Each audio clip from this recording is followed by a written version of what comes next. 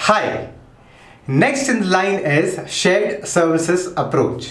Basically shared service approach का मतलब ये होता है कि ऑर्गेनाइजेशन में जो सर्विसेज प्रोवाइड की जाती हैं उनका रीस्ट्रक्चरिंग करना।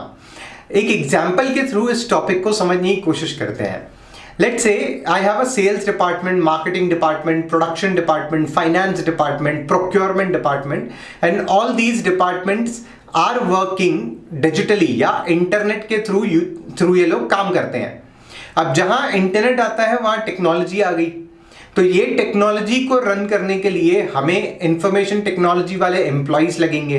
तो हमने क्या किया, टेक्निकल लोगों को हायर कर लिया, एक बंदा सेल्स के लिए, एक प्रोक्योरमेंट के लिए, एक प्रोडक्शन के लिए, एक मार्केटिंग के लिए, एक फाइनेंस के लिए।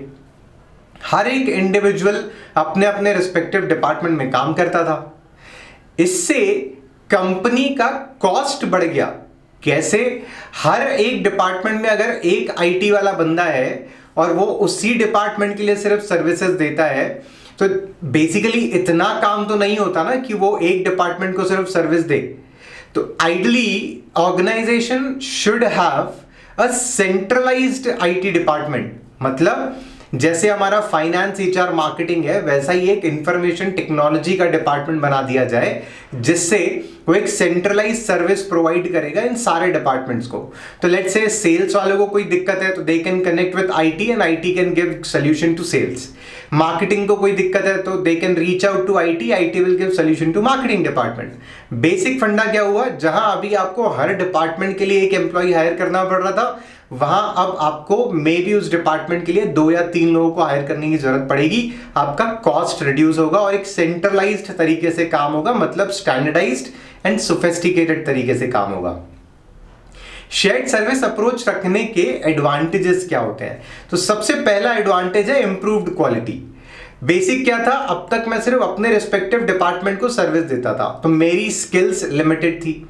अब मैं अपनी स्किल्स को और ब्रॉडन कर सकता हूं, मैं और ज्यादा डिपार्टमेंट्स में सर्विस दे सकता हूं, तो मेरी क्वालिटी ऑफ सर्विस इंप्रूव होगी। सेकेंड एडवांटेज है इंप्रूव्ड कंसिस्टेंसी ऑफ सर्विस।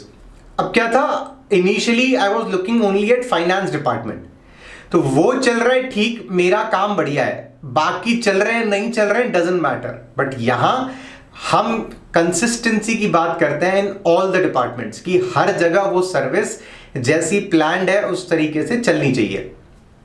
तीसरा एडवांटेज है कॉस्ट सेविंग, जो हमने पहले भी डिस्कस किया कि अगर हम एक सेंट्रलाइज्ड डिपार्टमेंट रखेंगे तो उससे हमारा पैसा बहुत सारा बचेगा, वही पैसा दूसरी चीजों में काम आएगा।